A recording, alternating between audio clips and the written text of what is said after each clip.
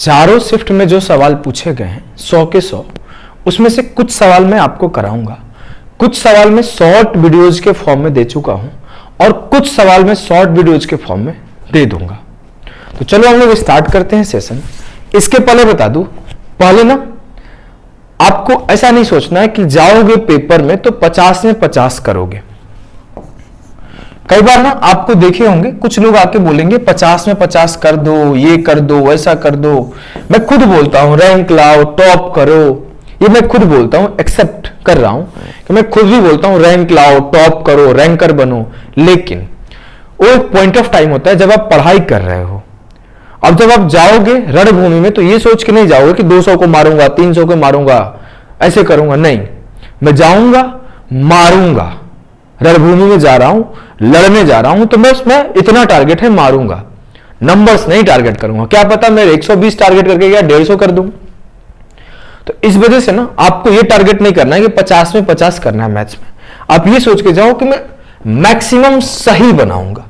कुछ लोग होंगे जो 25 के 25 अटेम्प्ट कर देंगे और 5-6 मिस्टेक कर देंगे, वो आ जाएंगे 35 पर, 38 पर। और आप जाके अगर 22 भी सही बना के आते हो ना भाई, तो 44 होगा। और कभी आप ये मत सोचना 2-3 मिनट बातें कर लेता हूं फिर सेशन स्टार्ट करूंगा, तो बिल्कुल बात नहीं करता। अब देखो बता दूं, आपको एक चीज और डिसाइड करना है, पेपर देकर आ गए तो आराम नहीं करना है। आपको कल नहीं परसों से, एक दिन नहीं 2 दिन बाद 2 दिन रेस्ट ले लो। इतना दिन प्रेशर में रहे हो, पेपर देकर आओ, चुपचाप मेंस में लग जाओ। आपको जिन लोगों का पेपर 27 को होगा उससे आपको 10 दिन का ज्यादा बेनिफिट मिल गया, 12 दिन का ज्यादा बेनिफिट मिल गया पढ़ने के लिए। मेंस की तैयारी जबरदस्त करो, एक दिन वेस्ट नहीं करो, ज्यादा से ज्यादा आज या कल तक वेस्ट कर लो। परीक्षा के 1-2 दिन तक वेस्ट करो, उसके बाद नहीं। एग्जाम्पल के लिए कुछ लोग सोच रहे होंगे मेरा तो यार 70 अटेम्प्ट हुआ, नहीं करूं क्या? मेरा यार 65 अटेम्प्ट हुआ, क्या करूं? मेरे तो 150 भी नहीं आएंगे, क्या करूं? देखो मैं एक एग्जाम्पल देता हूं। रैंक 1 इस बार जो मोहित चौधरी रैंक 1 लाया था, उसके अगर प्री का स्कोर देखोगे ना तो 164 था, वो भी नॉर्मलाइज्ड। अब 164 नॉर्मलाइज्ड स्कोर है तो उसके 150 वगैरह होंगे या इससे कम ही होंगे।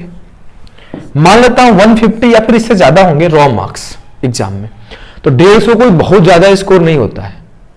करने वाले बहुत करते हैं। मैं अपने टाइम पर CGL 2020 सबसे टफ पेपर हुआ है अपने टाइम का, प्री का पेपर। जाके आप कभी अटेम्प्ट करना, आपको पता चल जाएगा कि उसका रीजनिंग का सेक्शन, मैथ्स का सेक्शन, इंग्लिश का सेक्शन किस लेवल का पूछा गया है।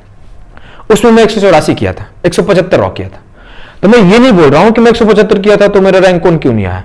मैं ये समझा रहा हूं कि ये भाई 150 या फिर 164 करके और जाके मेंस का तैयारी करके रैंक 1 ला सकता है, तो आपका हो सकता है 120-30 बन रहा हो, तो आप 1000 रैंक तो ला सकते हो ना भाई। आप 2000 रैंक तो ला सकते हो ना। आप एक 2000 रैंक भी लाओगे तो GST इंस्पेक्टर जैसी पोस्ट आपके पास तो होगी इंस्पेक्टर पोस्ट।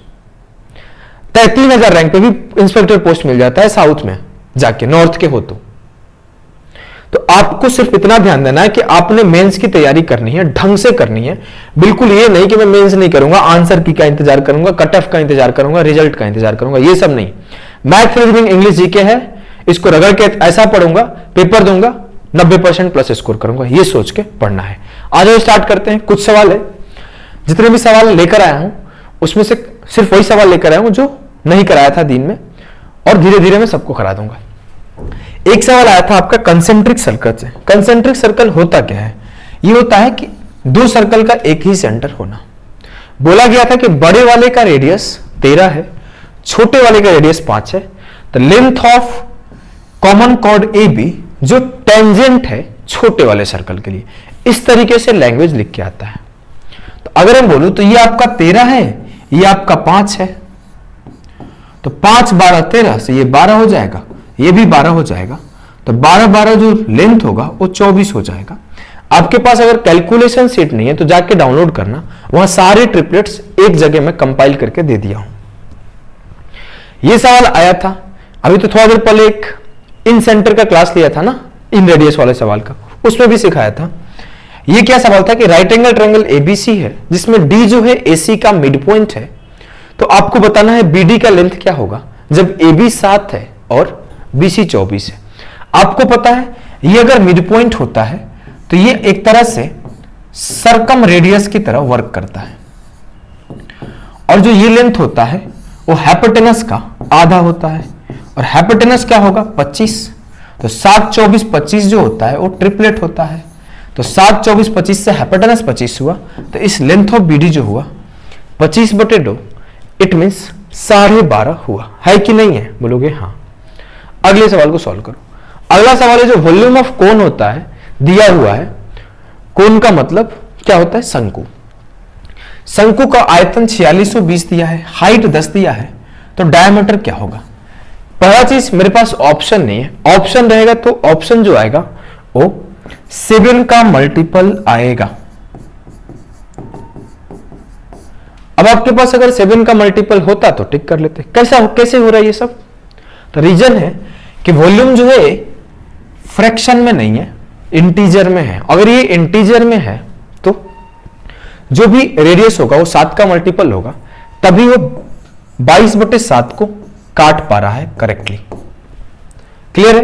एक चीज और दिखा रहा हूं आपको, पता वॉल्यूम होता क्या है, 1/3 πr² h।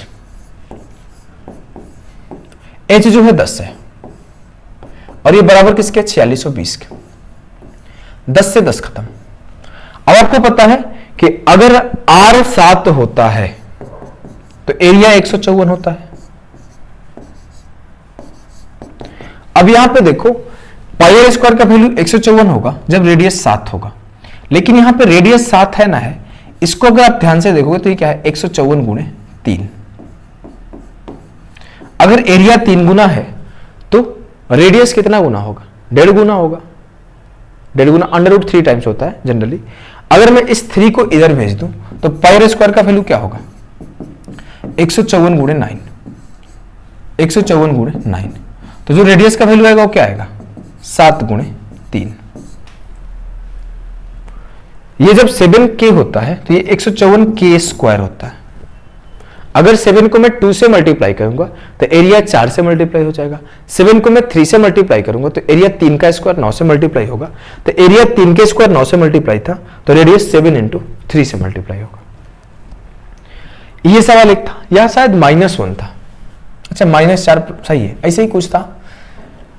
देखो सिंपल सा सवाल था कि x का वैल्यू गिवन था, y का वैल्यू गिवन था, और एक लंबा सा इक्वेशन गिवन था, बोला था उसका वैल्यू क्या होगा।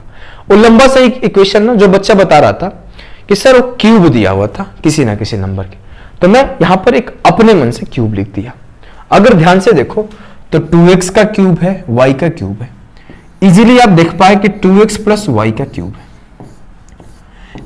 x की जगह पे -4 पुट कर दिया, y की जगह पे 1 पुट कर दिया, तो -8 + 1 का क्यूब -7 का क्यूब -343 हुआ कि नहीं हुआ, बोलोगे हाँ सर। क्लियर है एकदम। एक सवाल ऐसा था कि 3x - 1/4y 12 है, तो 16x² + 1/9y² क्या होगा। सबसे पहले कि आपको 16 का x² चाहिए तो आपको यहां 4x चाहिए, और 9 का y² चाहिए तो यहां पे आपको 3y चाहिए, और ये किसके बराबर आएगा पहले फाइंड आउट करो। तो इस 3 के जगह पे 4 चाहिए, तो इस पर्टिकुलर टर्म में 4/3 से मल्टीप्लाई कर दिया, तो 3 चौके 12, 4 चौके 16, ये आपका 16 के बराबर आया। अब मैं इसको निकालूंगा तो क्या होगा 16x² + 1/9y² बराबर होगा 16 का स्क्वायर 256 प्लस 2 × 4x × 3x, तो 2 × 4/3। लगभग आप अगर जोड़ो तो 4 दूना 8/3 है, तो 256 + 2 258.66 उत्तर होगा। अगर आपको डेसिमल में लिखना है तो ऐसे, अगर फ्रैक्शन में लिखना है तो ऐसे। क्लियर है, बोलोगे हाँ सर। चलो हम लोग नेक्स्ट सवाल को देखते हैं। नेक्स्ट सवाल कुछ यूं था कि sin a का वैल्यू दिया था √3/2 tan² a × cos² a पूछा था। ऐसा नहीं करना कि आप sin a हो जाएगा 60 डिग्री ये सब निकाल रहे हो एंगल निकाल के, नहीं नहीं, ये गलती होगा भाई। आप क्या करोगे ना, ये tan² a है, इसको आप लिख दो सीधा सीधा sin² / cos² और इंटू cos²। cos² से cos² खत्म, बचा क्या sin², और sin का वैल्यू √3/2 तो साइन स्क्वायर का वैल्यू 3/4। क्लियर है कि नहीं है? बोलोगे एकदम क्लियर है सर।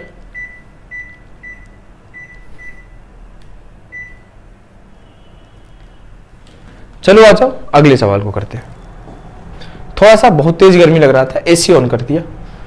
एक सवाल है 3 sin theta minus 4 cos theta बराबर है बटे sin theta plus cos theta 1 है, तो cot थीटा का वैल्यू क्या आएगा? क्या करोगे? इसको इधर भेजो, फिर क्या करोगे? साइन को एक साइड, cos को एक साइड, तो 3 sin माइनस साइन क्या होगा? 2 sin theta. 4 cos plus cos क्या होगा? 5 cos theta. 5 cos theta sine बटे cos tan हो जाएगा। इस साइन को इधर भेज रहा हूं, 5 को इधर ला रहा हूं, तो cos बटे साइन क्या हुआ? cot theta. और ये 5 इधर लाया तो 2/5 के बराबर है। क्लियर है? बोलोगे हाँ, एकदम आसान था। Next, sine a plus B 1 है, cos a माइनस बी √3/2 है, तो आपको tan तो निकाल के रख दिया हूं, क्वेश्चन में लिख रहा था tan a क्या आएगा। तो कैसे करोगे? a प्लस बी क्या है? साइन 90। a माइनस बी क्या है? cos a minus B sine 30। तो अगर मैं बोलूं a प्लस बी 90 है और a माइनस बी 30 है, तो a क्या होगा? दोनों को जोड़ दो तो a बराबर होगा 60। और tan 60 का वैल्यू क्या होगा? बोलोगे सर tan 60 होता है √3। कोई कंफ्यूजन है क्या? हो ही नहीं सकता यार, कहां से होगा? अगले सवाल, एक पर्टिकुलर सवाल था कि बॉयज और गर्ल्स का रेशियो दिया हुआ था, फिर उसमें से बोला जा रहा था कि किसी स्कूल में there is a school where boys is to girls is 3:7। व्हेन 10 बॉयज चले गए, 20 बॉयज आ गए, तो जो रेशियो हुआ 20 गर्ल्स आ गई, तो जो रेशियो हुआ 7:13 हुआ। तो बोला गया है कि क्या वैल्यू होगा इनिशियल स्टेज में बॉयज का या फिर गर्ल्स का, कुछ भी पूछ सकता है। एक बहुत ही प्यारा कॉन्सेप्ट होता है जिसका नाम है क्रॉस प्रोडक्ट, उसको यूज कर दो, एक लाइन में आंसर आ जाएगा। 13 तिया 39, 7 7 49। 39 और 49 का गैप कितने का है? 10 यूनिट का। 13 दहा 130, 7 20 140। 140 और 130 कितना हुआ? 270। 0 से 0 खत्म, 1 यूनिट बराबर हो गया 27। आपसे भी बोला जाए बॉयज कितने थे, तो 3 यूनिट का वैल्यू निकाल दो 81। अगर आपसे बोला जाए कि गर्ल्स कितनी थी, तो आप सीधा सीधा करोगे 27 × 7 189। ऐसे ही सवाल कुछ पूछा था, आसान है ना? क्रॉस प्रोडक्ट तो इजीली लगा पा रहे होंगे।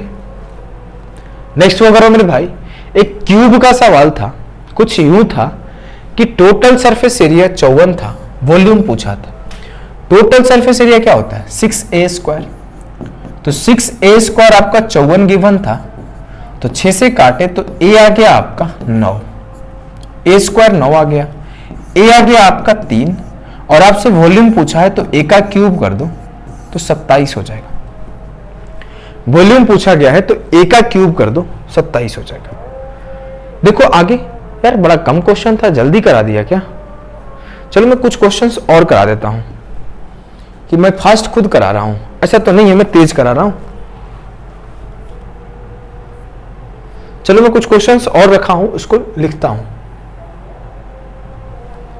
मैं बहुत तेज तो नहीं करा रहा हूं, ये शॉर्ट सेशन के बारे में बताऊंगा बाद में, पहले मैं क्वेश्चन कराता हूं कुछ। और देखो एक सवाल था टाइम एंड वर्क का, बोल रहा था कि A है, B है और C है। ये बोला था कि A जो कर सकता है 10 दिन में करता है, B 12 दिन में और C 15 दिन में, तो तीनों मिलके कितने दिन में करेंगे? तो 10 12 15 का एलसीएम क्या होगा? 60। 10 छक्के 60, 12 पचे 60, 15 चौके 60, तीनों मिलके कितने दिन में करेंगे? तो 60 बटे 5 4 9 6 15, तीनों मिलके 4 डेज में करेंगे सर। एक सवाल था आपका कि 64x³ माइनस 27y³ बराबर था, आई थिंक नंबर मेरे को ध्यान नहीं है, नंबर मैं खुद से लिख दे रहा हूं, मेरे को नंबर याद नहीं आ रहा है, 899, तो आपसे पूछा गया था कि 4x क्यूब, अगर आपसे बोला गया कि 4x माइनस 3y 29 है, तो 16x square plus 9y square plus 12xy का वैल्यू क्या आएगा? कैसे करोगे? बहुत इजीली कर लोगे कि आपको पता है जब इससे इसको मल्टीप्लाई करते हो तो ये आता है, तो 29 में क्या मल्टीप्लाई करूं कि ये आए। तो आसान भाषा में 899 को 29 से डिवाइड कर दो। या फिर आप ऐसे भी सोच सकते थे, ऐसा नहीं है कुछ बहुत ज्यादा सोचना है, ज्यादा दिमाग लगाओगे फंस जाओगे। 64x cube minus 27y cube को 4x माइनस 3y से डिवाइड करूंगा तो ये आएगा, तो 899 को 29 से डिवाइड करूंगा तो ये आएगा, बात खत्म। 29 से डिवाइड करो, 29 या 87, 29 से कम 29, 31 आया कि नहीं आया? बोलोगे यस सर आ गया है। अब मैं बोलूं, एक सवाल आपका a प्लस बी प्लस सी से था, ये व्हाइट वाला अच्छा नहीं लगता, आंखों में चुभता है। आप लोगों को चुभता है कि नहीं? मेरे को चुभने लगता है, मेरा सर दर्द करने लगता है व्हाइट वाले से। देखो आप, एक सवाल कुछ यूं था कि a plus B plus C 0 है, तो a cube plus B cube plus C cube का वैल्यू क्या आएगा, ऐसा ही कुछ था, तो 3abc आता है। अब शायद ही मेरे को लग रहा था ज्यादा आसान है, कुछ ऐसे सवाल होगा कि a प्लस बी प्लस सी का कुछ वैल्यू मैं दे दूं, 13 ले लेते हैं, और मैं ये बोल दूं कि ab plus B C plus C आपका 7 है, फिर ये सवाल पूछे तो थोड़ा आपको ब्रेन भी लगाना पड़े, क्या होगा?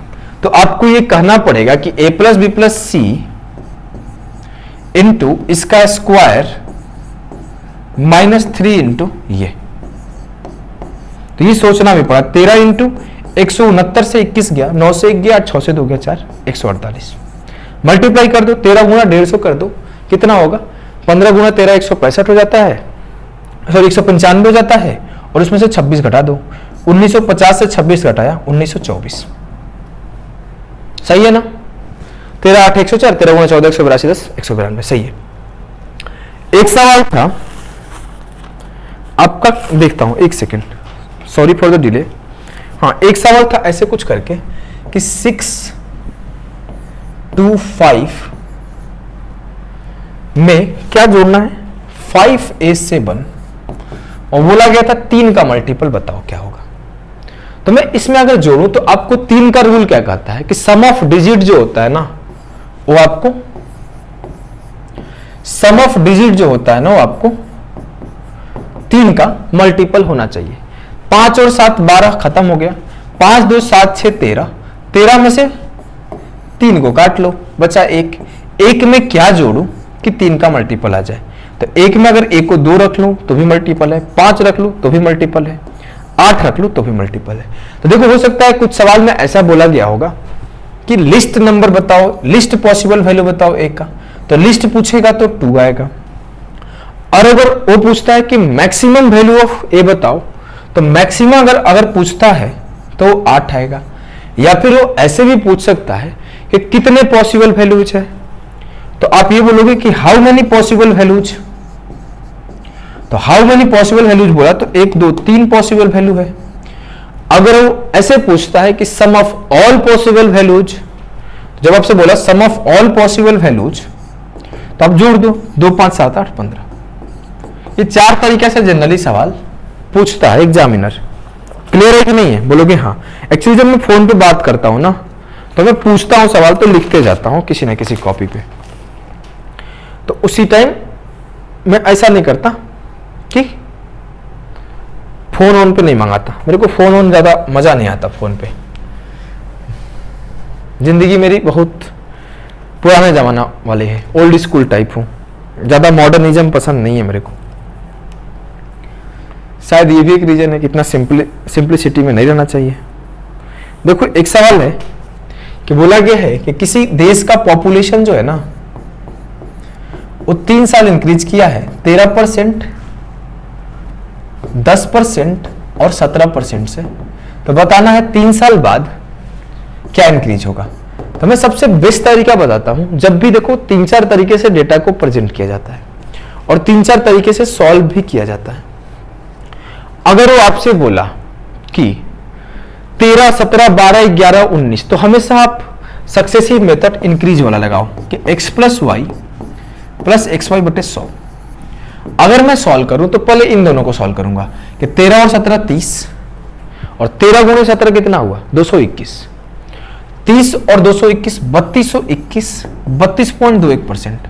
अब इसमें 10 ऐड किया तो 32 और 10 42, और इसमें 10 मल्टीप्लाई करके 100 से डिवाइड कर दिया तो 3.221, ऐड कर दिया 3 4 45.431% से इंक्रीज आएगा। ऐसा नहीं कि आप लिख रहे हो। एक तरीका क्या होता है ना, बहुत लोग देखता हूं कि a plus B plus C A B into B C into A C plus A B C, ऐसा रट्टा लगाते। क्यों लगाना भाई, एक फॉर्मूला याद रखो ना, x plus Y plus X Y बटे 100, इसको 2 बार यूज कर दो। एक बार 13 प्लस 17 प्लस 13 गुणे 17 बटे 100, एक बार जो आया तो इतने प्लस इतने, और प्लस मान लो ये कर देते हैं इसे 32.21 गुणे 10 बटे 100, है कि नहीं है? एक लाइन का चीज था। आगे मैं आपको दिखाता हूं क्या है सवाल।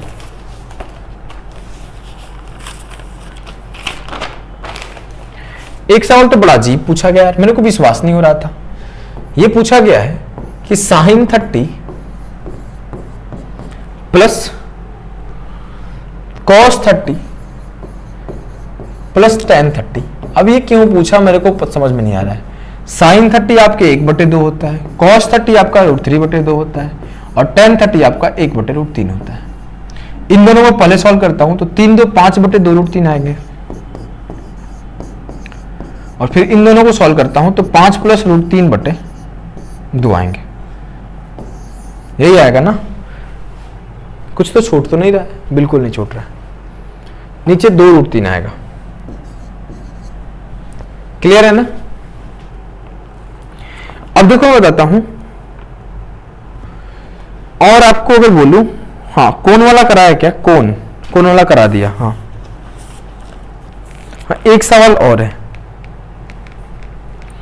एक सवाल कुछ यूं है कि एक आपका सिलेंडर का वॉल्यूम दिया हुआ है 1320, डायमीटर आपका 20 दिया हुआ है, और आपसे बोला है, वॉल्यूम नहीं CSA दिया हुआ है, CSA आपको दिया है, आपसे वॉल्यूम निकालने बोला है। कैसे करोगे? देखो CSA होता क्या है, 2πRH होता है। अगर हम बोलो जो भी उत्तर है इसमें 2πRH 132, 11 का मल्टीपल तो आना ही आना है, ये तो समझ गए होंगे। और जो H है वो 7 का मल्टीपल है, ये भी आप समझ गए होंगे। करना चाहते हो कर लो, 2 गुणे 22/7 इंटू R क्या है 10 इंटू H बराबर 1320 होगा। 0 से 0 खत्म, 22 दूना 44 दिया 132, H 21 होगा। H 7 का मल्टीपल आया, πRH स्क्वायर H निकाल दो, तो 22/7 इंटू 10 गुणे 10 गुणे 21, 7 दिया 21, 22 दिया 66 गुणे 100, 6600। आसान है ना? बेहद आसान है। क्लियर है? बेहद आसानी से क्लियर है। अब देखो मैं आपको बताता हूं, अरे एक सवाल हो चुका है, ये भी हो चुका है, ये भी हो चुका है। अब मैं आपको कुछ चीजें बताता हूं जो, हाँ एक सवाल और है कि इसको मैं बाद में डिस्कस करूंगा, ये मैं आपको सेशन कुछ देने वाला हूं। एक सवाल है कि a plus b plus c आपका 13 है, और a square plus B square plus C square 85 है, तो ab plus B C plus C A क्या आएगा? बहुत सिंपल फॉर्मूला होता है। क्या होता है कि a square plus B square plus C square plus 2 into A B plus B C plus C A, ये बराबर होता है a plus B plus C के होल स्क्वायर के। बोलोगे एकदम सही बात है सर। अब अगर मैं बोलूं आपसे कि ये किसका स्क्वायर है? 13 का। ये किसका स्क्वायर है? 85। और अगर मैं इसको k से रिप्रेजेंट कर दूं तो ये 2k हो जाएगा। कोई दिक्कत नहीं होगा, बहुत आसान है। इस 85 को उधर ले जाकर घटाऊंगा तो 2k बराबर हो जाएगा 84, तो k बराबर हो जाएगा 42। तो ये पूरा का पूरा 42 के बराबर आएगा। सही है कि नहीं है? बोलोगे हाँ सही है। मेरे ख्याल से अब कुछ बचता नहीं है। मैं देखो आपको बता दूं, कुछ आपको शॉर्ट सेशन में देने वाला हूं। शॉर्ट सेशन का पीपीटी गायब हो गया, कोई बात नहीं। कुछ आपको मैं शॉर्ट सेशन देने वाला हूं। शॉर्ट सेशन में आपको जैसे मान लो कि एक टाइम एंड वर्क का दे रहा हूं, एक आपको एसपी सेम करके दे रहा हूं, छोटी छोटी वीडियो 10-10, 15-15 मिनट की मैं कुछ वीडियोस दूंगा, उसको एक बार देख लेना। शायद आपके पेपर में एक आधे सवाल आ जाए तो आपको ज्यादा फायदा हो जाएगा।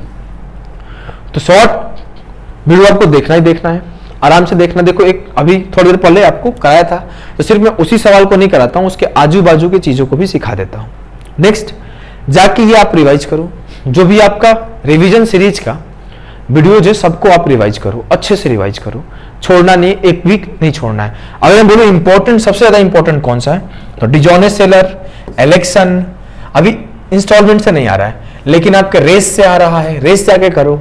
अगर मैं बोलूं तो इनमें से एल्जेब्रा से सवाल आ रहे हैं, रेशियो से सवाल बहुत आ रहे हैं, कंपैरिजन से आ रहे हैं भर भर के कि कौन बड़ा है कौन छोटा है, सम किसका क्या होगा, मतलब सिंप्लीफिकेशन से ज्यादा आ रहे हैं।